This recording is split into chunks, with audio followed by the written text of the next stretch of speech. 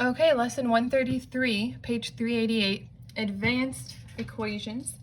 Okay, it says the equations we have discussed thus far have required adding like terms on only one side of the equation. Often we must simplify the expressions on both sides of the equal sign as the first step.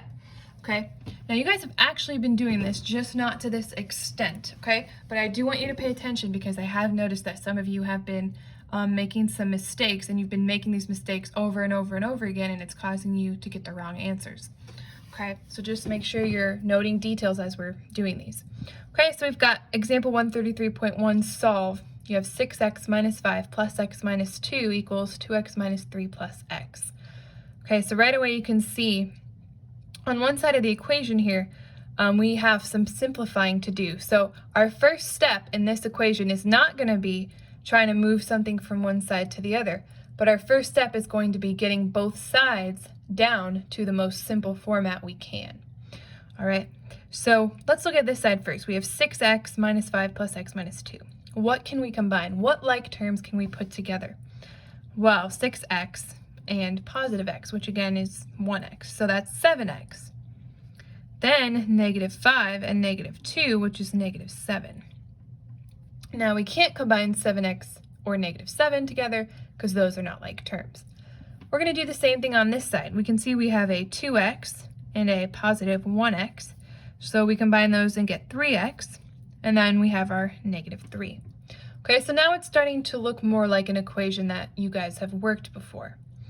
All right, so the first thing I'm going to do is I'm going to bring my 7 over to my 3. And I don't have to do this first, but I'm choosing to do it this way because this is how some of you do it, and that's fine, but then I want to show you the second step, which you need to be more careful about.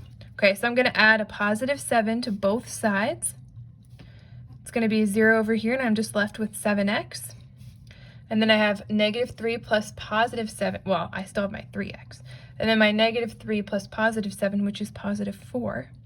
All right, now this is the part where, as I've been grading your work, what I see some of you do is you bring your 7x over here with your 3x, and then you've got nothing over here. Now, technically you have 0 over here, but you don't write a 0, you just start working on this side of the equation. And usually what happens is you get the right answer, but instead of getting it positive, you get it negative, or vice versa.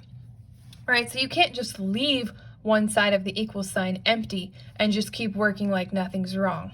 Okay, so I'm going to bring my 3x over here. Now it's positive right now, and I'm adding it to 4, so I'm going to subtract a negative 3x, or add negative 3x, okay? So that'll get rid of it. 7x minus 3x, that's 4x, and that's equal to 4. Now I can divide both sides by 4, and I've gotten my x alone, and it's 1. All right, so again, you don't want to leave one side of your equal sign blank. All right, so don't do that. Move them around so that you're always getting x alone. All right, example 133.2. Okay, so again, you're going to look at this equation, and first thing you can see is that you have some like terms on one side that need to be added together. So I'm going to add my 3x, my negative 1x. That'll get me 2x, and then I have my negative 2. And then over here I can add 4 and 3, which is 7, and then I have that positive x. Okay, so I'm going to add positive 2 to both sides. So now I've got 2x equals 9 plus x.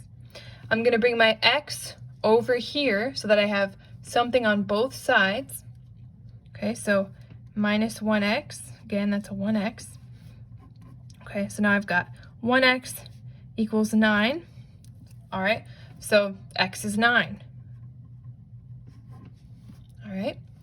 Okay, go ahead and do A and B on your own, and then I'll give you the answers, and if you got them correct, then go ahead and start your lesson, and if you didn't, then I'll work the equation, and hopefully you can see what you did wrong. Go ahead and work these, and then play the video. All right, I'm assuming you've worked these. A is negative 1. B is negative 1/2. If you got those, great. If you didn't, I'm going to go ahead and work them. Okay, so for A, let's see what we can combine. Well, we can do x, 2x, get 3x. We have a positive 4. Over here, we can combine negative 6 and positive 8. We still have our x. That'll be a positive 2. Make sure you're separating it from your x with that positive sign.